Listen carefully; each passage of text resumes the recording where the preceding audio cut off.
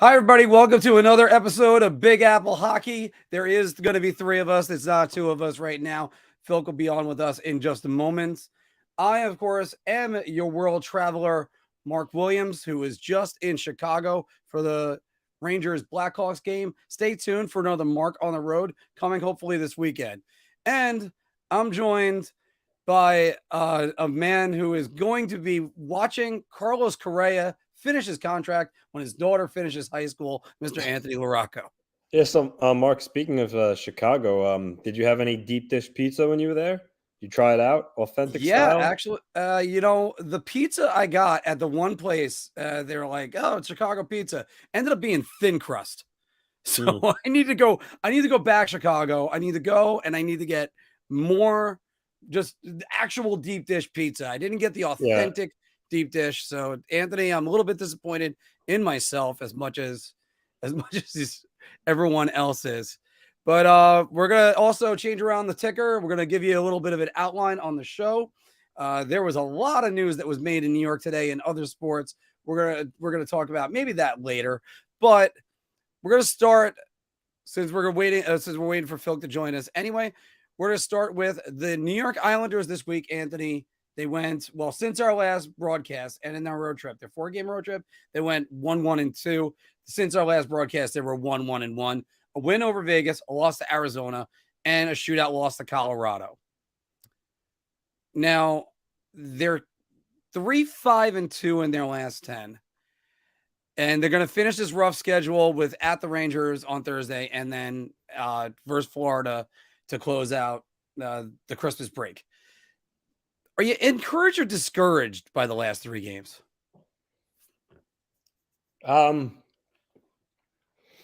I mean, maybe a little bit of both. Obviously, the loss against Arizona was bad. You know, they had a 2-0 lead and they lost to Arizona, so wasn't their most finest game.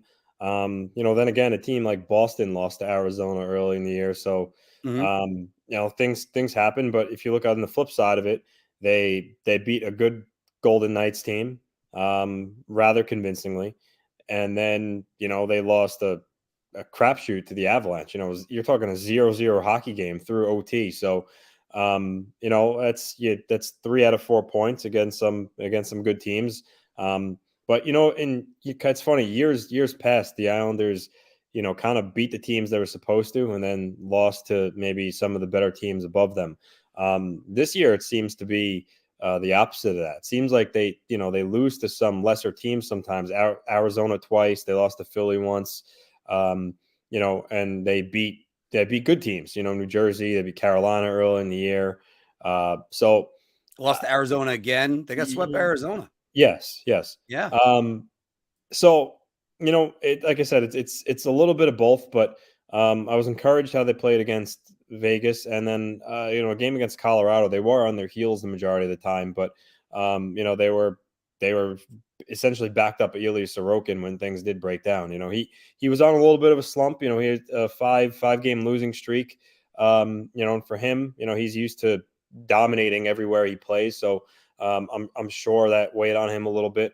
I sent you that screenshot of the message that Corey Schneider delivered to him before the game, and having a veteran like that, kind of soothe him, I think helped. And he busted out of his slump in a big way. I mean, a 46 save shutout. Funny enough, he still gets credited with the loss, which is Yeah. pretty funny. You get a shutout and a loss. Yeah, but he was outstanding during that game. And with Semyon Varlamov out right now, day to day, it's going to be Sorokin carrying the workload. So he found the perfect timing to hopefully break out of this slump. And the one thing that kind of speaks volumes about it, Mark, is despite his little slump that he was in, he's still fifth in the league in save percentage with been shouting distance of second, only by a Mm-hmm. few points. So it's going to be his net now. I mean, Varlamov has been really good when he's been called upon, but like I said, right now he's out. And I suspect Ilya Sorokin to play the back-to-back against the Rangers and the Panthers. I don't think the Islanders have really any intention on actually using Corey Schneider unless it gets to a point where, Varlamov is out weeks and they have to give Sorokin a rest. But in the meantime, it's his net. And as for the rest of the team, again, they're missing Adam Pelech a lot. Adam Pelech, Marc, is their best defensive defenseman. We all talk about Noah Dobson and how many strides he's taken. He's fabulous. He's more of an offensive defenseman, but Pelech leads the charge defensively, plays so many important minutes, can skate with anybody in the league. And if you look before he got injured, I think they were 5-2 in the prior 7 games up until he got hurt. Since he got hurt, they're 2-2. So, shows without him in the lineup, there's a huge difference. But Brock Nelson's still leading the charge at a point per game. So they just right now, with the way the Metro is compacted so tightly, they just need to keep compiling points. And that's not any different than the Rangers. The Rangers are only 3 points ahead of them. We saw, just a week or two ago, it's basically flip-flopped. So that could change in a heartbeat. So this Metro division, Marc, is what first and sixth place is separated by 8 points or 6 points. Yeah, I'll get you that exact number. I believe it is 6. It's 8. No, so the Hurricanes have 46 points, and the Islanders and Capitals are 38. So, that's how close it is. And these games are going to be really important against the Rangers, especially. Obviously, the game against Florida too, but more specifically tomorrow because it's an in-division opponent. But overall, kind of mixed bag for the Islanders. But the good thing is they're right there with anybody else. In a couple of days from now, they could easily be third in the Metro, depending on how everything else shakes loose. So, as long as Sorokin's out of this slump, which by last game he is, I think they're going to be fine. I'm not sold on it exactly. I mean, Kyle Palmieri, having an injury is going to be a hindrance because good thing about not to cut you off, but he missed a lot of games. He came back in that Arizona game, took a real big shot to the head again, and now he's out again. So, I don't know when he will be back, but yeah, go on. Because the hard part is you get guys from the AHL coming up, and then they're either paying strict attention to detail to make sure they got their defensive assignments, or they're blowing them left and right. And fortunately for the Islanders, Sorokin has bailed them out more often than not. Just to quote this statistic that you said you sent to us, Sorokin has 13 career shutouts and 94 career starts. That is 13.8% of the time he's allowed 0 goals. Wow. So most in modern history. Most in modern history. And actually, it's when you say modern history really should be the post-expansion era. This is going back to World War II. It's the most in modern history, minimum 90 starts since 1943 to 1944. The concern I would have right now is that there are lots of guys with the Islanders that are kind of slumping right now that need to pick it up. Obviously, Brock Nelson's not one of them. He's always doing well. But they're going to need to do more. And the guy that is really the backbone of the team is if Sorokin's back to doing what Sorokin does, the Islanders could at least tread water. That's what they're doing. 1-1-1 this week. If you want to go back to last week, 1-1-2. Since we broadcast on Wednesdays. And then, they have a proverbial 4-point game coming up against the Rangers, because if the Rangers go out and beat them, then and opens up a little bit more space, they already have that 3-point lead. And we talked about this when the Rangers were struggling, and we were kind of freaking out a little bit over here about and you were the calm voice. You were just saying, hey, it's early. Don't worry. They can at least get things done. But you don't want to be too far behind. We're going to talk more about that with Metropolitan playoff teams in our Bar Talk segment. But it's one of those things that you don't want to get too far behind the 8 ball. And coming out of the break, they still have, I believe it's the Pittsburgh Penguins that they have immediately that's coming up.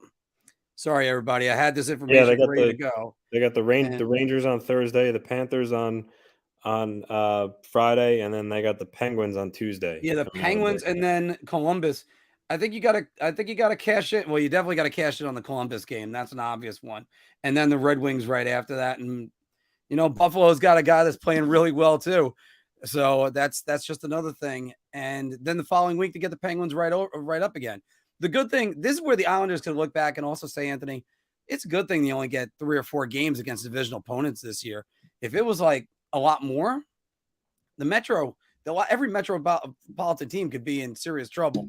Yeah. But Anthony, by the way, what are your thoughts on Cale Makar waving off a tripping penalty against Matt Barzal? Yeah, that's the ultimate gentleman right there, right? Matt Barzal said that it was obviously really honorable, and he even admitted he's not so sure he would have done the same thing. Yeah, I couldn't believe that. I've never seen that before. Probably we won't see it again, but Cale Makar was real honest with the ref. He's like, no. He's that was me. That wasn't Matt. Wow. Barzal. I don't know. You can't help but just marvel at that when you think about it, because that doesn't happen in today's sports, no matter what it is. And no matter what if it was on the line, like the game was on the line at the time. And a matter of fact, it could have been the only goal in the game. The Islanders power play has actually been pretty good over the last, was doing really well until recently. But I mean, that would have been huge. Yeah. But you know what? Back to the Islanders. The good thing is the Rangers always seem to bring out the good in them.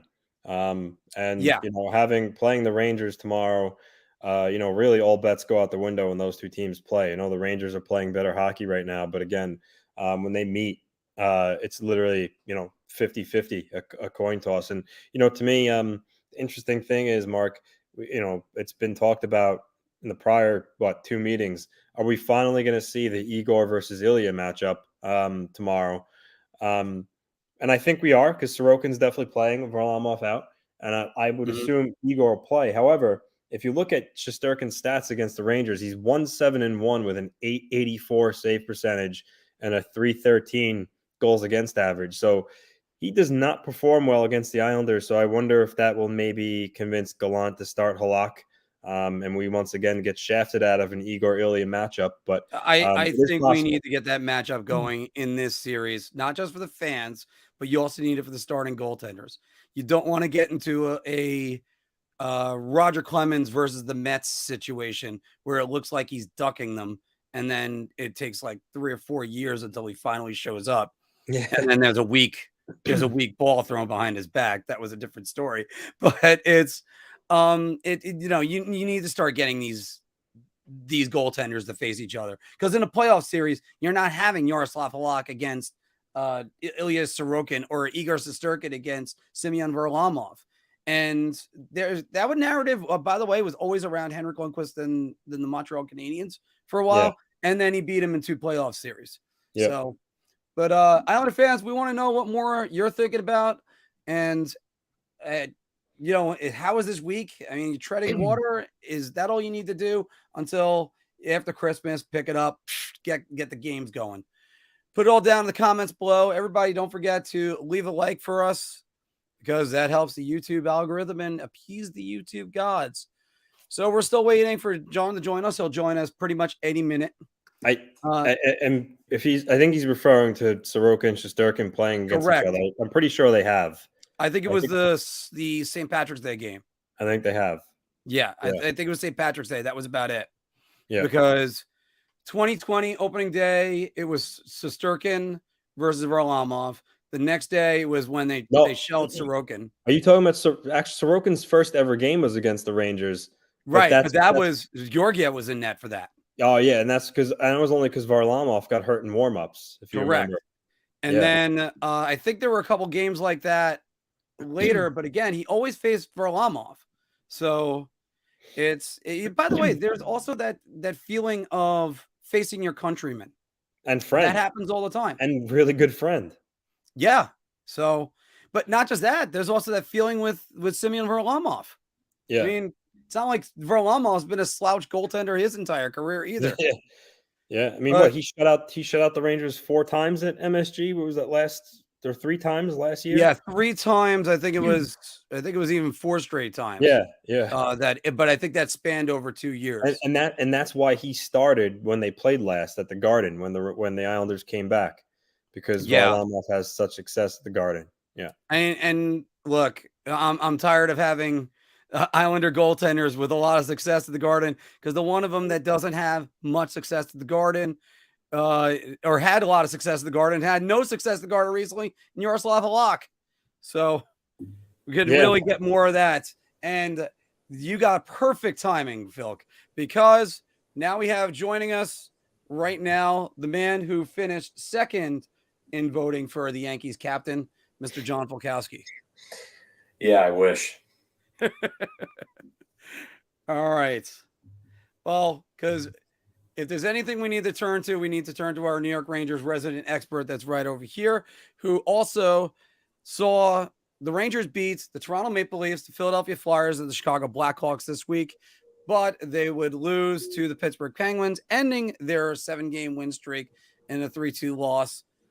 Phil, during that win streak, the Rangers 50% on the power play, that was best in the NHL, 88% in the PK, third in the NHL, most in goals, 4 per game, and tied for third in goals against per game.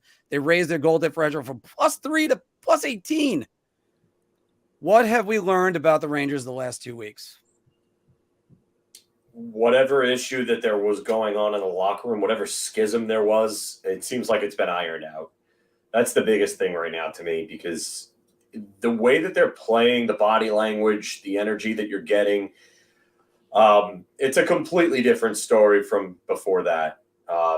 Obviously, you're going to look back at the Trouba helmet throw and say, you know what, hey, everything has changed. And, you know, maybe that's the turning point in the season. Maybe that's what they needed. Maybe that's the proverbial kick in the ass.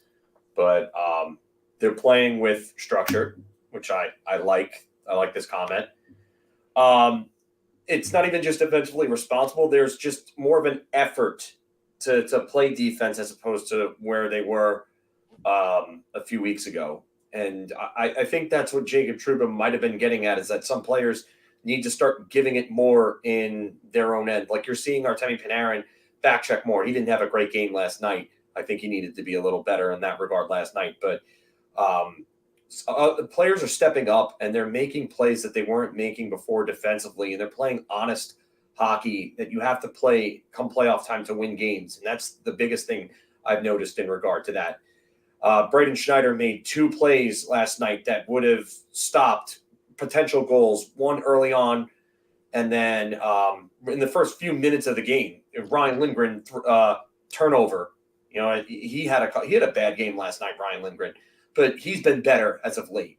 Adam Fox has been playing better defense as of late. Keandre Miller looks more like Keandre Miller the second half of the last season in the playoffs as of late. I mean, the kids look great again, and now they're being relied more upon, and they're getting more ice time. It just a lot of things are going right with this team. Last night, I'm not going to get too mad at it because the Rangers were definitely screwed by the referees. Pittsburgh had a lot of help last night, a lot of help, a lot of missed balls in their favor. I don't even want to hear anything from Penguins fans because they have nothing to complain about with the calls that they got away with last night. But the Rangers also hit 3 posts. That game should have been 4-0 before Pittsburgh even scored a goal. So sometimes it just goes your way. Sometimes it doesn't. But I think overall they still played pretty well last night. But this is a completely different team. Everything about this team, the way that they're talking, the messages, the demeanor, they had more of like an ominous tone to like the way they were speaking in interviews previously. You don't see that. And now it seems like things are changing for the better. So yeah, and the Rangers definitely do lead the league in posts this year because Vinny Trocheck is probably the league's leader. If they kept that stat, yeah, they would definitely. But yeah, the number one performance enhancing drug is confidence, and you're starting to hear that a little bit more with them.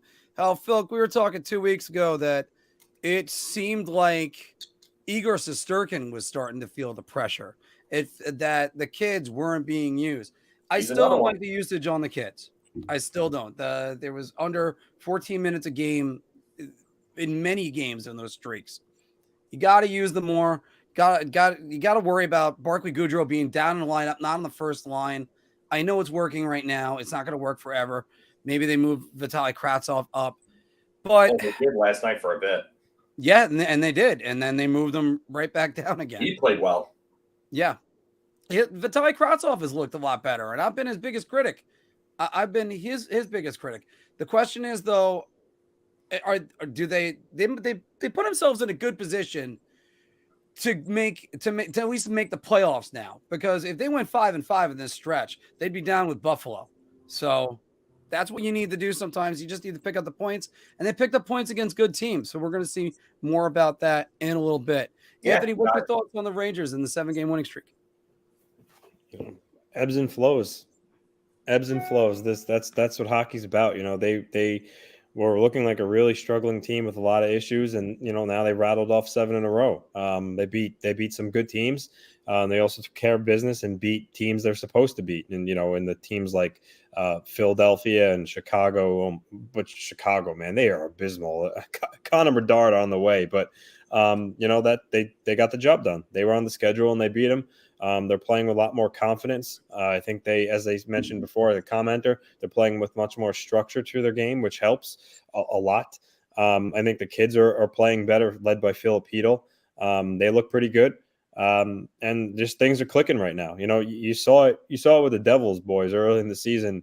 And now on the other hand, the Devils are 0-4-2 in their last 6 games with a really tough schedule coming up. So, it was funny when the Rangers were kind of struggling. We looked at the standings and said, all right, well, the Devils are already 16 points ahead of them, whatever it was, 15 points ahead. The division's lost. There's no way they're catching Jersey. Now all of a sudden they're in shouting distance. So that's really how it goes. Sometimes you could rattle off a lot of wins and feeling good, and if the team is above you start to slip a little bit, magically you're back in it. And now the Rangers are right in the thick of things. As we said before, Phil got on. The Metropolitan Division, it's tight. You're talking 8 points from first to 6th, which is the Capitals in that 6th position. So I don't think any of these teams are going away. The Rangers, the Islanders, the Capitals, even though the Devils are struggling right now, they're right there. It's gonna be a dogfight. And the Rangers did what they had to do to get back in the mix. Now for them, it's we had the tough loss against Pittsburgh. It's about not letting it get some more losses piled up. You don't want to lose to the Islanders tomorrow. Now you're looking at 2 in a row, and then you play that 3rd game, and you drop that, and then it's 3, and maybe things start to turn again where you start to question yourself. Okay, well, was that just a little blip? So they need to now get on a run where, okay, you lose 1, but now let's go and win 3 more in a row or 4 in a row. But right now they're playing good hockey, and I'm expecting a really good tilt tomorrow night at the Garden between 2 teams that are trying to, move up the Metropolitan Division rankings. By the way, scarier that they're not going to see each other the rest of the year after that, correct? Ridiculous. Yeah, Ridiculous. That's unbelievable. That's Stupid. unbelievable. Phil, final word on the Rangers right now. Ebbs and flows is definitely something you would normally come across in hockey, and I get why Anthony says that. But I think this is more than ebbs and flows. I think this is a team just coming together, and there was something that was definitely going on behind the scenes that contributed to whatever was going on, and just the poor results that they were showing. I think something needed to be said. Maybe Jacob Trouba, this is his stand as a leader. Maybe this is the team coming back together, or maybe this is them saving Gerard Gallant's job. I don't know what it is exactly. We'll never really know until, probably way far down the road. And then some article will come out talking about this little blip that they went through, I guess. But it's just a different team. It a lot of purpose. I just wish they would have played a little stronger in the second half of the game last night. Tristan Jarry was good, but they had him beat a few times, and just puck luck just did not go their way, and the referees didn't help them out either. So we'll get Pittsburgh back the next time we see them. And also, Phil, the other thing to mention, never mind the tripping call, the non-tripping call on Mika Zibanejad, but you put Sidney Crosby on the power play and Evgeny Malkin, obviously, 2 times in a row. They're going to capitalize 9 times out of 10. I know what the percentages say. They're not that great this year. Those are the last 2 guys I want on the power play. Yeah. So definitely. All right. So, everybody, what's your thoughts on the New York Rangers and the recent streak? Are they going to be losing 2 in a row? No, hopefully not. Or at least can't wait for tomorrow night's tilt. Throw your comments down below. And don't forget, everybody, to leave us a like and appease the YouTube gods. But, so I know I bragged about it a little bit or a lot in the last couple days that I went to Chicago this week for the game. Great city. Can't wait for that video to come out hopefully this weekend. But guys, I saw everybody congregated around TV for, yes, it was the World Cup final, but I can't tell you how many Messi shirts I saw. So also in honor of Lionel Messi, I have to ask you guys this question. What NHL players would you like to see win a Stanley Cup right now? Other than obviously on your team, but you can feel free to say them. Phil, I'll start with you. McDavid. I would definitely like to see Connor McDavid win one, because the minute he wins that first cup, they're immediately going to start talking about him as a top 10 player of all time. That would just boost him right up into the conversation. He's on a trajectory already to be that type of player with the amount of scoring trophies and MVPs he's won through his first 7 or 8 seasons now. It's stupid, but yeah, Connor McDavid winning a cup would really. People would really start talking about him as a potential top 5 player of all time when it's all said and done. Yep. And Anthony? I mean, I think there's a lot of guys I would like to see, win a Stanley Cup. But one guy that comes to mind is Joe Pavelski. I think he's been around a long time. He's a guy that would score goals, but not afraid to, grind it out and do what he has to do to win a hockey game. And, seems like he's a pretty good person too. So I think it would be pretty cool to see little Joe get a taste of the cup. You son of a bitch. Took my answer. All right. Well, I mean, if it was last year, it would definitely be Jumbo Joe Thornton. So now I have to go with my backup answer. Austin Matthews. So I'd love it because it would be a great tale about a guy, the American kid, bringing home a Stanley Cup to Toronto, who couldn't even get out of the first round. And of course, it would be proving yet again that he's up there in a stratosphere. He's not McDavid's stratosphere yet. He's in a different level, all to his own. Like he's just an elite player. And I would love to see an American kid, of course, win up there and bring home a Stanley Cup. And so yeah, because I was gonna say Joe Pavelski. So thanks a lot, Anthony. All right. But going around to other sports, guys. If you could just rattle a few off, Phil, I'll start with you. Who would you like to see in any other sport win? Well, I'd like to see Aaron Judge win one. I have a feeling a lot of us were going to say Aaron Judge, by the way. Judge is a good one. Yeah. He obviously, because I'm a Yankee fan, but I mean, he's a class act. He is just an absolute treasure of a human being. He's the face of Major League Baseball right now. He's in the biggest market. He's just great with the fans. Spends his time with charities. He's such a marketable, down-to-earth type guy, and he's a larger-than-life personality, and he is practically larger than life itself at 6'7" and 280 pounds or whatever he is. But, I mean, if you don't like Aaron Judge, there's something wrong with you, because he's just a genuinely good human being. So Aaron Judge is at the top of my list outside of hockey. All right, well, let's go over to what's your baseball guy, Anthony? Say it again. What's your baseball guy you'd like to see win? Or do you have one, or are you just focusing on one? I would probably say Lou Whitaker or Alan Trammell. Okay. All right. Okay. Going to the past for that one, but yeah. I mean, but nobody now? No one right top of my head. But I will say in the NFL, my boy Josh Allen. I would like to see him capture the Vince Lombardi Trophy. I mean, kind of like what Phil said about Judge. Josh Allen's just a good person. I mean, he does so much charity work in Buffalo area hospitals. Such a down to earth guy. I mean, he was born in California, but he played college football in Wyoming. He has that small town type of guy feel, genuine guy, kind of talk to anybody. And you could tell that he truly, truly loves the city of Buffalo and being a Bill and embracing that Bills mafia with the fans. And obviously he's super, super talented. I mean, the guy's 6'5", 240, and he runs like he's the size of I don't know, Pat Mahomes, a smaller guy with his agility. And he loves to hurdle, Mark. He'll jump right over you. He'll go through you. He can definitely do that. So and then more importantly, obviously, the Bills never won a Super Bowl. So for him to do it and bring the first Super Bowl trophy to Buffalo and make it extra special. Well, I'm going to go around the leagues because I had enough time to think about this. Baseball, I was hoping somebody was going to say Mike Trout, so I didn't have to. And I'm still going to say this for the record. I would love to see Jacob deGrom win the World Series. That guy pitched his butt off for the New York Mets, and he was just a joy to watch. It kind of irks me that I'm not going to watch him as a Met fan anymore. Going to football, I would have to go with Josh Allen or Lamar Jackson, either one.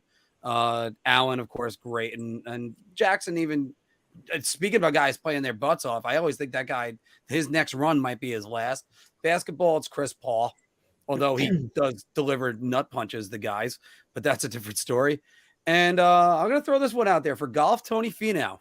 So he's a guy that I don't even.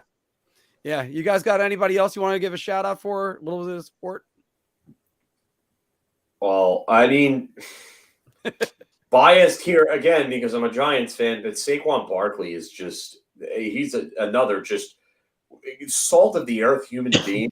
And he's just an amazing guy, an amazing talent. And I would love to see him win. If I was picking outside of my own team in the NFL, wow, that's tough. But by the way, Falk, I got to defend you on that one. Just because you're saying it's biased, but you got box seats to see how great of a guy Saquon Barkley is. I mean, I would love to throw. I thought about Saquon Barkley too, especially everything he's been through. Saquon Barkley, yeah. I mean, and then the knee injury, and then to come back from that, and just he's just great. I mean, in baseball, I would say probably. You know what? I would have said Mike Trout previously, but he made his choice to take the money and stay in Anaheim. Let's see. Baseball, I'd probably say maybe Jacob deGrom. Yeah, because I mean, damn. He's just great. He's just incredible, and I mean, I know he left the Mets, but he's so good. I mean, DP's got a good one right here. James Dolan deserves a championship. Yeah. AZ's got Julian Phillips on the Miami Dolphins. B-Rye, if it's future Yankee, that's going to be there. Hey, Lauren's here. So, all right. So we're going to just finish up this section and get over to Bar Talk. But so who else do you guys think should be, or is a player that you're rooting for? You'd love to see them win a championship. I mean, of course, one of your favorite moments, Phil, Ray Bourque. And everybody was behind him the entire time. So here we go. Let's just clear that out. And yeah, let's do some Bar Talk, guys. Shot. This is the easiest I've ever to answer. I'm going to say beer. I can't even begin to describe. I'm actually going to go crazy. I'm going to buy everybody around on this one. Welcome back, everybody, to Big Apple Hockey's Bar Talk, where we are gauging our confidence on NHL topics based on our choice of drink. Are you so confident that you're buying everybody around? So, beer, or, oh, God, I need a shot for this. Don't forget to play along in the comments below. And Mr. Filkowski, I got to start with you on this one. Taking a look at his stats, Libor Hayek, 1 goal and a +4 rating, and the Rangers actually have been playing Ben Harper over him. The Rangers need to cut ties with Libor Hayek. I'm gonna buy around on this. I know that it's good to have bodies for depth, and Libor Hayek has actually played okay. Like, he's not really hurt the team too much this year.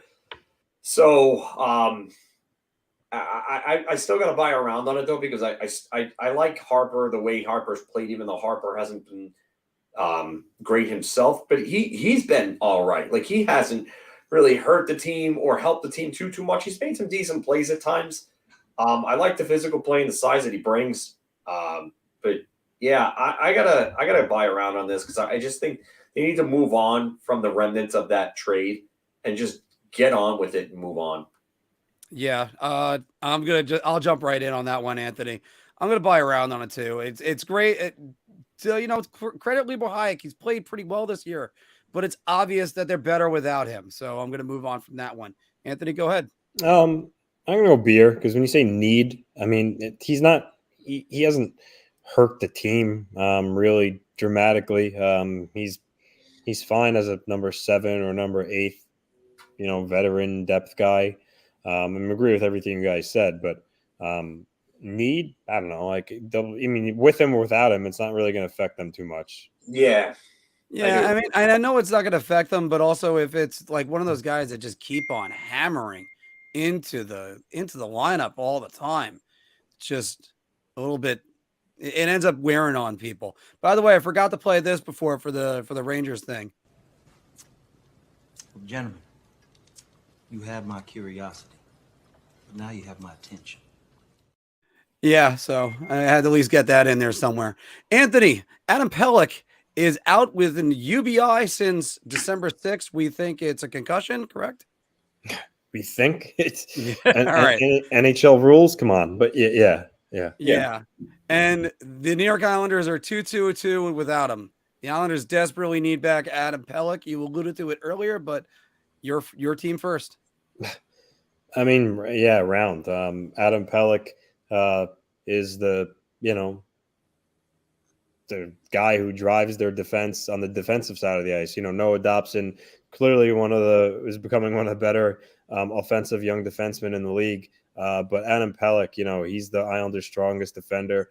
Obviously, Pollock's really good too on his own, but when they're together, that's when they're at their best. And Adam Pelech plays in such key minutes for them. Penalty kill. He's long, rangy. He skates really well for a bigger guy. He's just so solid, and for matchups, he's their guy, and without him, you see everybody else trying to pull their weight. Sebastian Aho actually hasn't really been bad, and Salo hasn't either, but they need Adam Pelech back there on the left side of the defense. They're just so much better as a unit when he's healthy. There's no secret he had his coming out party over the last 3 years as one of the better shutdown D in the league. And without him, the Islanders defense suffers. So hopefully he can come back soon. I don't know, hasn't skated yet, but yeah, they need him back. Phil, what is there left to say after that? What exactly am I going to say other than what Anthony said there? Yes, This is around, and I think that we should, every time that you pose a layup question like that, we should have you play a clip of an NBA player hitting a layup, because that's what this was. It's just a layup. Well, fortunately, there are going to be ways to figure that one out to do it on StreamYard, so I'll be doing that. And by the way, I'm going to take you up on that, Phil. I'm actually going to make that happen, because I'm going to say the word round 2 and also say, what else can I say after John just said everything he just did? So there you go, Phil. All right. By the way, the Islanders with Pelech, 2.7 goals against per game. It's gone up 2.83. So yeah. And currently, by the way, both New York teams reside in the wild cards. The Rangers are the first wild card. The Islanders are tied for the second one. Guys, the Metro Division will send 5 teams to the playoffs this year. Phil, I'm starting with you. I'm going to say beer, just because I think it's highly probable that this does happen. So the Carolina Hurricanes are going to make the playoffs. I think both the Rangers and the Islanders are going to make the playoffs. I think Pellick's going to come back. They're going to right their ship. They're going to be okay. I really wonder about the Devils, though. And I think they eventually will, but I think they're going to make it by the skin of their teeth if they do. And then you have, obviously you have the Hurricanes and the Penguins, really. So it's a matter of what it comes down to, with Washington or the Devils. Does Backstrom get back in time to help them out? Tom Wilson hasn't also played a game this season either. So they're without two top six forwards right there and two big difference makers for them. That's the big thing for me. So is it going to be Washington or the Devils? That's what I really come down to, because aside from the big three in the Atlantic right now, the three division occupants, I don't see anybody else from the Atlantic making it. So even though we're going to talk about one team in the Atlantic in a moment, Anthony. I'm going to go round, because the Sabres have 34 points. They're the next Atlantic team out of a playoff spot. The Lightning have 41. Not like a huge hole, but I don't think the Sabres or the Panthers are going to catch either of the Lightning, Bruins, or Maple Leafs. And there are 5 Metro teams already in the playoffs. Even though Buffalo's playing well, I don't see them or Florida bumping, either of the Capitals, Rangers, or Devils out of a playoff spot. So I think you are going to see 5 Metro teams going to the playoffs this season. And guys, I'm going to go round 2, and I'm just going to go with the math, because it's going to take a Herculean winning streak for one of those Atlantic teams to get in the shouting distance of the Metro teams. And the Metro teams still have Washington sitting at 6th place. So that's another thing. They're tied with the Islanders right now, and they're I think 7-2-1 in their last 10. Washington is 7-2-1. So right now, if you're the Atlantic team, you better hope you get hot. That's not going to happen with Detroit. That's not going to happen with probably the Panthers either. More on that in a moment. And why don't we just move on to we got one more topic for the Metro Division before we go on, guys. Look at these numbers put up by Pyotr Kochekov. I had the last name, couldn't get the first name right, guys. 10-1-4, 1.94 goals against, a 9.28 save percentage. Kochekov is playing his way into Calder competition, boys, and I'm going to buy everybody around on this one, because he took over for Igor Shesterkin in the KHL, and now it looks like he's just another guy that they produced that's going to – all these Russian goalies that are taking over the league, I kept on saying for years, where are the Russian goalies? But now they're here. So, yeah. Phil. It's funny because a comment before, I think it was from Lauren, trying to find that. It was a comment about it's the year of the Russian goalie, I think he said. Yes, there it is. Okay, so this is the year of the Russian goalie. No, this is the era of the Russian goalie. Remember when the Finns had the explosion with the goalies in like the 2000s? Yep. Yeah, this is it right here. We're seeing it with the Russians. It's something they're doing with their training. I don't know what it is, but they're just incredible right now, all these Russian goaltenders. And I'm buying around on this. I'm looking at the Calder field. Matty Beniers is really at the top of it. And then you have Kochetkov. And then who else is really right after them? Logan Thompson. I would put him ahead of Kochetkov right now. Another one. This could be a year where you have a forward and 2 goalies as the 3 finalists. Now, I don't think that's happened in a while. Kuzmenko, does he technically qualify as a rookie? I think he does, but I'm not sure about his age.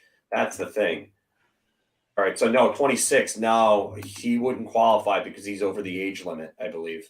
Right, but by the way, you got guys like Matthias Maselli, or Cole Perfetti's doing stuff, and you got Jack Quinn in Buffalo.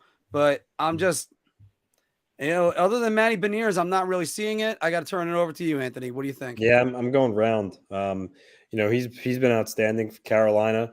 I think it said they're actually going to carry 3 goalies when Anderson comes back because you can't send him down to the minors the way he's playing. So, yeah, I think it's right now my money it's either him or Beniers, and I don't really see him going away. So I think this is an easy one, a layup, Mark. I think this is definitely around.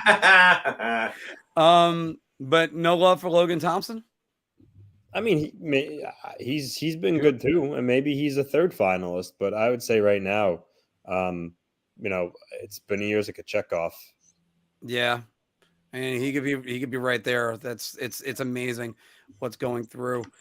But got to look at those teams in the Atlantic that are really struggling, and one of these you can't believe it, guys. Florida Panthers are 5-5 in their last 10, 34 points on the year, and they're 5th in the wild card. Florida Panthers are in serious trouble, Anthony. Yeah, I'm going to go round again. I don't see them catching any of the top 3 in the Atlantic, so that takes away one path to the playoffs. The other path is through the wild card. And right now, are they any better? Are they better than the Rangers, the Islanders, or even the Capitals? No, they're not. They're not getting good goaltending, especially from Bobrovsky. Knight's been I mean, and I mean, when you look at their forward lineup, I mean, obviously Barkov is great. Carter Verhaeghe's good, but and they're being led by Matthew Tkachuk. But other than that, they're not. They're just a very bland group right now, who's not very good defensively. So unless they made some serious trades and kind of shook things up, I don't really see anything changing this year, which is disappointing for their fans because after the year they had last year, you thought they were on the up and up and they're going to challenge Tampa for years to come, but I don't see it this year. I don't think they make the playoffs. Phil, I'm going to buy around. They are way far. They're 7 points back of Tampa Bay right now. And Tampa Bay just seems to be chugging along. Toronto, as we know, regular season Lions, postseason paper Tigers. Yep. Yeah. Well, but they're going to get there. And then Boston is just Boston. I mean, so Florida's not catching them. They don't have the defense to do it. Their goaltending has just been really bad. And it just seems like Barkov does not have that chemistry with Matthew Tkachuk that he had with Jonathan Huberdeau. And it's made the team worse, inherently worse. And it's funny because Tkachuk has played well. Tkachuk has played well. Yeah. He individually he's played well, but Barkov has not played well without Huberdeau. And Huberdeau has not played nearly as well without Barkov. So this could be a case of 2 players just being so acclimated to playing with each other. It would be like breaking up the Sedin twins and expecting them to produce 100-point seasons without each other. So I think that they are in some serious trouble. And at this point, it seems like they need a defenseman to help get them into the playoff picture. Never mind putting them to that next level. Like they would have to go get Jacob Chychrun, I think, to get there. And what do they have to go get him at this point? It's assets that I don't think they want to give up. They traded every first-round draft pick until Carlos Correa's contract ends. So that's well, I did not know there was going to be a Carlos Correa mention today. I've been saying it all. I said as for Anthony's introduction that Ella's going to be graduating high school by the time that contract's over.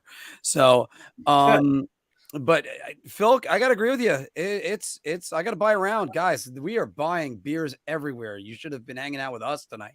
So just the math is saying that they're not even the next best team in the Atlantic. The next best team in the Atlantic, they're tied with the Sabres, but the Sabres win it on games played and they got more wins. So, I mean, the Panthers, I don't think they're even going to make the playoffs. They're going to go from President's Trophy to not making the playoffs. And I'm not sure if that's happened since Carolina Hurricanes, I think. Was it 2006? There's a lot of those teams that Carolina didn't win the President's Trophy in 2006. They didn't win 2006? They won the cup, but they didn't win the President's Trophy. Oh, my mistake on that one. But I mean, still, I'd have to go back and check on that and see who it is. I know it took the Rangers 3 years to get knocked out of the playoffs. But anyway, this is why I should have looked it up before that. Because, by the way, one player that we've been gushing about on this show. We love this guy, but I got to throw this statistic up, guys. Since November 28th, Connor McDavid had played 12 games. He's got 28 points. Tage Thompson's got 24 points in 11 games. Tage Thompson can actually carry Buffalo into the playoffs, even with everything we just said. I'll start it. I'll buy around. I think he can do it. I don't think he will. There's a difference.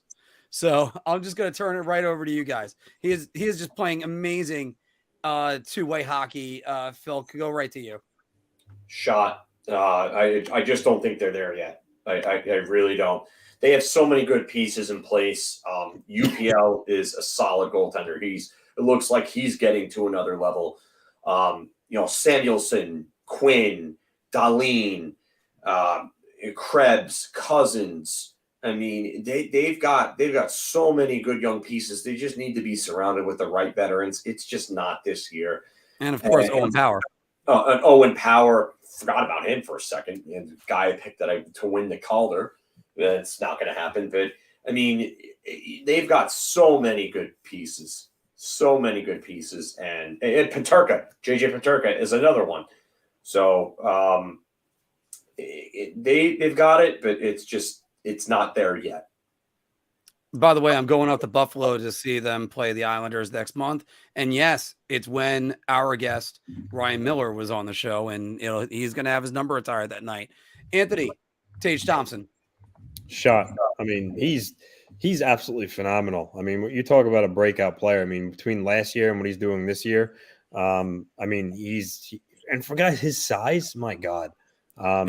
Just think about that tweet I sent you. Elliot Friedman said there was a team that wouldn't even give up a 5th-round pick for Thompson a couple of years ago. When he wouldn't give up a 5th-round pick for a player with that type of size and talent. I don't know. I know. What are you kidding? Even when he wasn't producing, you take a chance on a reclamation project. I would love this. I would love to know what GM that was, because right now he's probably just beside himself for not doing that. But I'd love to know how he still has a job. He's a great player. And again, Phil mentioned a lot of the good young players they have. I think they're on the right path. But I don't think they can do it this year. Again, they're not better than any other playoff teams right now. Like, the wild cards, the Rangers and Islanders in gold. They're not anywhere close to that level yet. And just overall. But yeah, I mean, he's the right player to rebuild around. And just a quick second before we move on, talk about the Buffalo Sabres. And it wasn't that long ago we were talking about Jeff Skinner might have the worst contract in hockey, and I don't know what happened to him. But last year he rebounded with 33 goals, and this year he's got 36 points in 29 games. So yeah, I don't know what happened to him. If he started eating his Wheaties again. Yeah, but Jeff Skinner's back, and that's helping Buffalo too be competitive. But there's lots of guys that like that. Don't look further than Kyle Pozo. Kyle Pozo, who looked like an albatross of a contract, now looks like he's at least earning his money. So that definitely helps matters. The one advantage, by the way, for the Sabres, they get to play against the teams in the Atlantic, but all it takes is Detroit to start playing well again and maybe start Ville Husso a little bit more, who's been their better of two goalies. And the next thing you know, they're they're trying to step over each other in order to get to the playoffs. Just increases the gap for the Metro Division. It could. Guys, in the last 10 games, there has been, well, we already know about this dynamic duo. The number one in the league is, of course, McDavid and Draisaitl. Let's face that. But in the last 10 games, Matt Zuccarello, 16 points. Kirill Kaprizov, 15 points. Zuccarello and Kaprizov are the second best duo in the NHL. Anthony. So what's your criteria? Like, do they literally have to play together? Because good question. I'm going to say they have to play together. All right, because that changes. Because if they didn't, I mean, you're talking. I would say shot, because you're talking Marner and Matthews, McKinnon and Rantanen, and there's a lot of Crosby and Malkin, etc. So having to play with each other, yeah, that changes things. So I'll say beer. They obviously have great chemistry. It seems like they got close off the ice. And it helps Zuccarello, not take anything away from Zook, but I mean, he's playing with one of the most talented players in the league. I mean, Kirill the Thrill He's got every asset you want in a hockey player. But yeah, I'll go beer. But if it was otherwise, I probably would have said shot, and that's no shot, to them. But there's just so many other iconic duos. Were you afraid of saying the word shot twice in that sentence? Yeah, yeah. Phil, I'm going to say beer, but it's close. Right behind McDavid and Draisaitl, because McDavid and Draisaitl play together sometimes. They don't play together all the time. Mhm. They're on the power play together, but McDavid usually is on a separate line from Draisaitl. They'll be put together for like power line purposes towards the end of the games, or or Woodcroft wants to switch things up. I would say McKinnon and Rantanen together are probably the second best duo in the NHL, right behind them. And then, I mean, if you want something to challenge these two, you got to look at Jason Robertson and Rupe Hintz right now. Ooh, yeah. Because that line might be the best line in the NHL right now. You know what? And I'm going to stick with the beer. And I think you said it before, Phil. I'm going to just echo your words. How am I going to follow up after that? Because you covered everything possibly that I could say.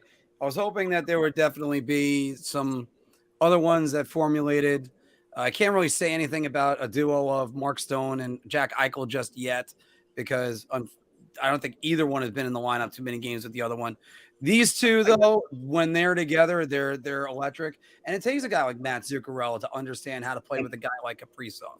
I mean, you know what? I'm gonna step in here real quick, because Anthony, you talked before about, no offense to Zuccarello playing with Kaprizov. I get that. But at the same time, Zuccarello, right before he left the Rangers, was playing close to a point per game hockey. And ever since Kaprizov came back in and he's got somebody talented to play with, Zuccarello has basically been playing at about point per game hockey. So I think as much as Kaprizov has helped Zuccarello, I think if Kaprizov had a lesser player with him, I don't think Kaprizov puts up 114 points last year, whatever he put up last year. I think it was 100 was it 107 or something? Yeah, it was. I think it was somewhere around there. But it's you can't. You got to give a little more credit to Matt Zuccarello, because he's actually a really good player, and I still think he's one of the most underrated players in the NHL. I don't think this guy gets enough recognition for being as good as he actually is. I can understand that too. And Anthony, I'll let you. I didn't mean to take any slight away from Zuccarello. I guess I was just exemplifying. Kirill Kaprizov is one of the league's best elite players. He could probably play with a lot of other guys and have gaudy numbers as well. I agree. But one other duo, by the way, they obviously not this year because he didn't play, but just in general, talk about iconic duos: Backstrom and Ovechkin. That's one of the better ones that we've seen in the last 10 years. Sadly, that's looking like it's not really gonna happen that often afterwards. And also, I guess one duo that's starting to form. Stützle and Tkachuk in Ottawa, or maybe even Gaudreau in one of those two, because he's having a good season with them. But more on that in a moment. And let's go over to the last one, which is right now the Edmonton Oilers and the Calgary Flames are tied for the second wild card with 36 points. The Edmonton Oilers are in more trouble than the Calgary Flames, guys. And just to help you, here's the last 10. Phil. I'm gonna buy around actually on this, and the reason for that is I just do not trust this team's goaltending, and I don't trust this team's defense. There was an article today, I think it was from Pierre LeBrun, and it was talking about Edmonton being interested in guys like John Klingberg and Joel Edmondson, and those would both be big, tremendous acquisitions for the Edmonton Oilers. But here's the problem. What do they have to get those guys? Mm-hmm. And that's why I think the Edmonton Oilers are in a lot of trouble, because they need multiple additions on their back end, and they need a trustworthy goaltender. But I don't know if they have the assets to go and get everything done. Calgary, I don't get what's going on there. they have they're almost the same team in place, same coach. He's got a winning pedigree, winning 2 Stanley Cups. So what is it? Just the players are tired of Sutter? Because if that's the case, because he does wear thin on players over time. A lot of coaches like that do. If that's the case, then that's a huge problem. But Calgary seems like they're a lot closer to righting their ship than Edmonton is theirs. And Jacob Markstrom is really the big issue in Calgary. Like, he needs to be closer to where he was last year than when he is this year, because we were talking about Igor being like godlike last year and now being average. Igor was actually still putting up decent numbers despite the shoddy defense in front of him. Markstrom is a big reason why Calgary has not been as good as they've been as they should be this year. So, yeah, I'm buying around on this. And also, just to piggyback what you're saying, you need Jack Campbell to play like he did last year versus Toronto, which still really wasn't that great. Anthony, your thoughts? I'm gonna go round. Obviously we know about McDavid and Draisaitl. Aside from them, Nugent Hopkins and Hyman are playing over a point per game. But after there, I mean, and Evander Kane was going at a pretty good clip until he got hurt. But you can't win when you only have 4 forwards that are doing anything. If you look at their production of their forwards after Hyman and Nugent Hopkins, it's bad. And when you combine that with having shoddy goaltending and defense, it's not great. You're going to get what you see, a middling team that's being carried by 2 superstar players. Fortunately, McDavid and Draisaitl could probably will the Oilers to the playoffs, but similar to the Maple Leafs, if nothing changes, I don't see them having any long-term success in the playoffs. So I think, the Oilers are in more trouble. I think Calgary's a little more well-rounded at forward with some of their guys, and Kadri, Lindholm, Huberdeau, Backlund, Toffoli, Mangiapane. They got more balance in their forward position. But Markstrom is struggling too, so that's an issue as well. But overall, that's a bad stat. It takes the air out of your hockey club. But overall, I would say the Oilers are more in trouble. So I'm going to stick with the round. I am just double checking one thing before I open my mouth, which is not usual for me. So I just want to make sure they have the highest goals against average for any team since November 1st. That's in playoff positioning right now. They have a 3.56 goals against since, 3.54. Who was that? 3.56 was the St. Louis Blues. Who was that, Edmonton or Calgary, Mark? That was that's Edmonton. That's sorry. Oh, yeah. I wasn't clear about it. Right. Yeah.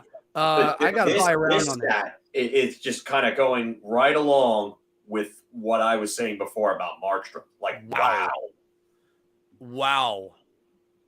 And Phil, I'll go with that one. Let's go with this one. What happens is, and you guys know it as a player, you're on the bench, you're waiting to get your first shift. Maybe you're already on the ice for your first shift. First puck goes in on the goalie. You're starting to think, it's going to be one of those type of nights.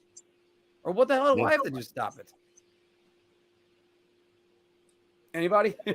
No, I said, it takes the air out of your hockey team when that happens. It kills you. It's like the Rangers. That second period. So they dominated the first 10 minutes of that second period. And they didn't get 15. Any goals for it. And then that power play comes along, and Pittsburgh they took the game because of it. They took the game. So, confidence is a two-way street sometimes, and you could just put in an empty netter, and the next thing you know, you get a goal the next night, like Jacob Trouba did. That was a terrible goal, by the way, that Blom let up. But that was that was the only one I could blame him for out of the 7. That's a men's league goalie that should have gotten that one.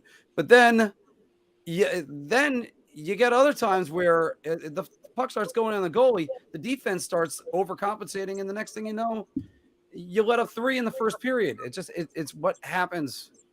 All right, so that is actually it for the Big Apple Hockey Bar Talk, guys. Thank you very much for joining us on this one. And we always like to take a look around the league. And now let's see if there's any are there any news and notes around the league that we could think of, guys?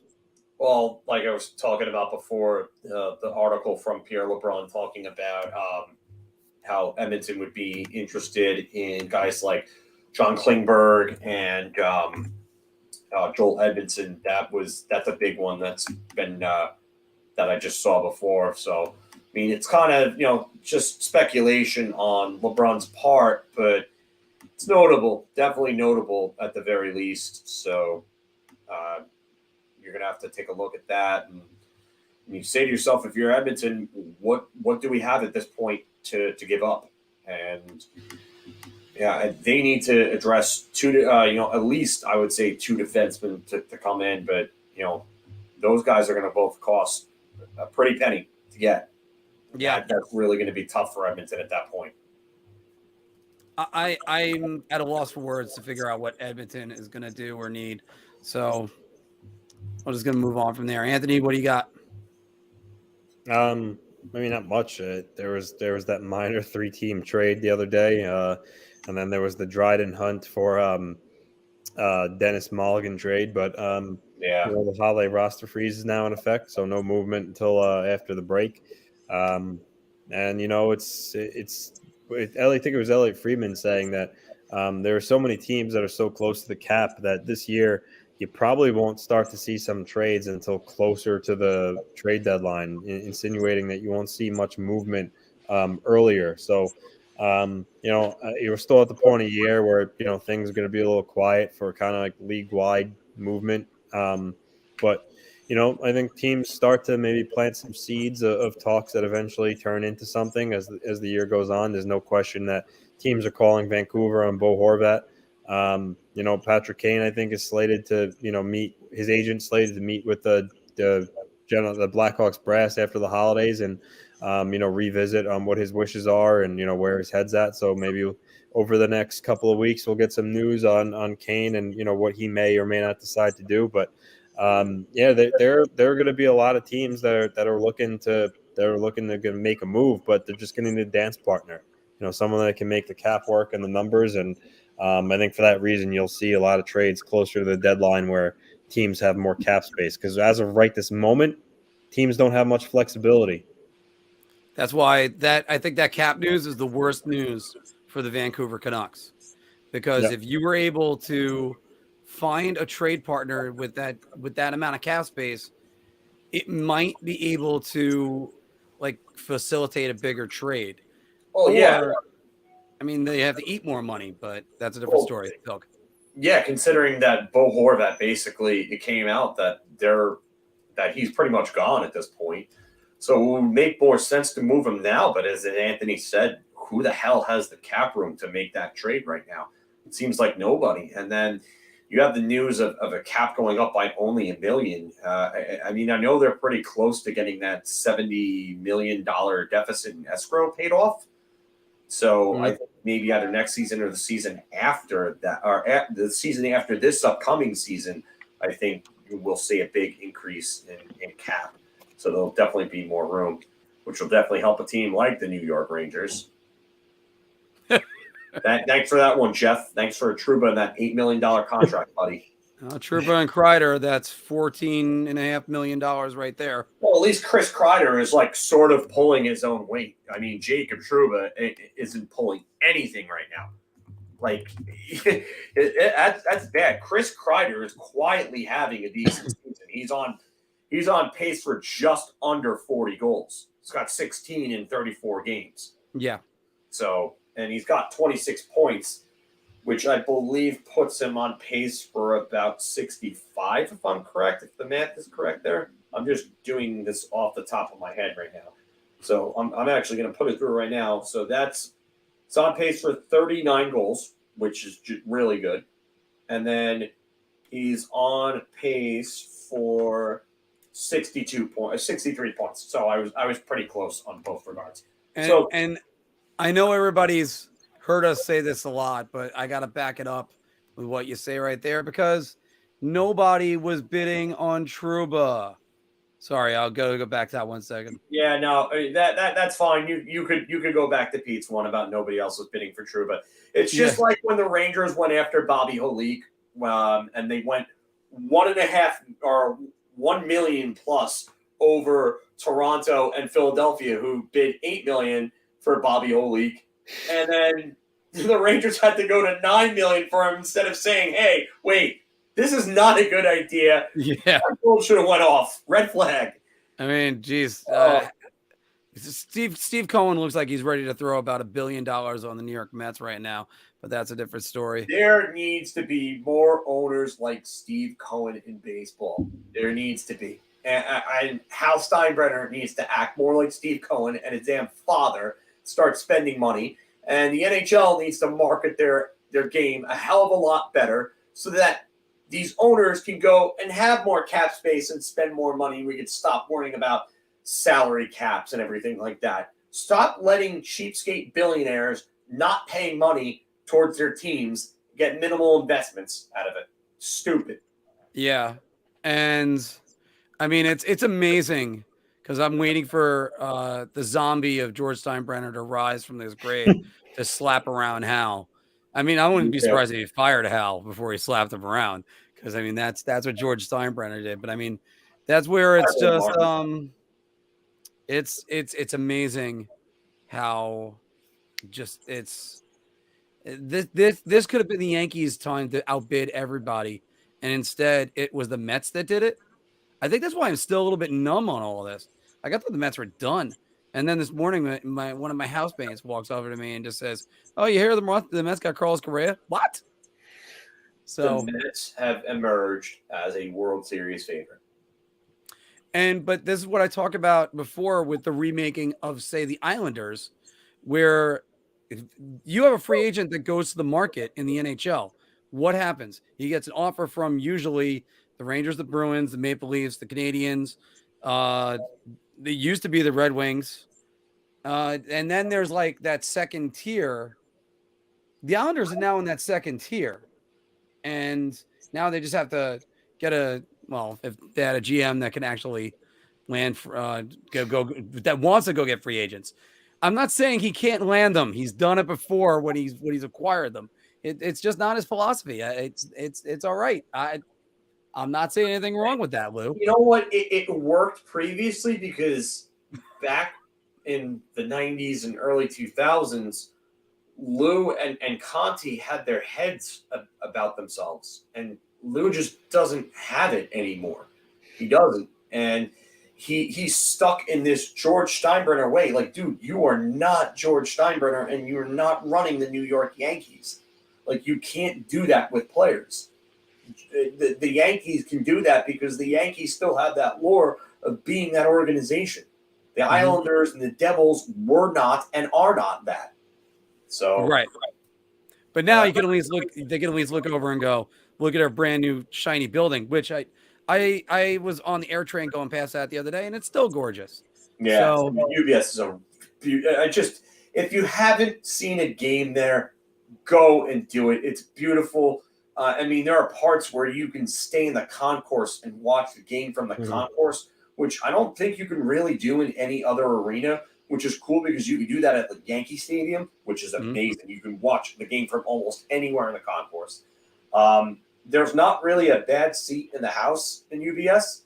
And another thing I like about UBS, just like the Coliseum and like Camden Yards in baseball as well, is it's a very homely feel, and you feel like you're right on top of the game, which is just great. It's also a great venue for other purposes. I mean, I've seen 2 AEW wrestling shows there, and I've had a blast and good seats at both of them. So UBS, well done, Tim Lyricki, who also actually did Climate Pledge Arena in Seattle. So did a really good job on both arenas.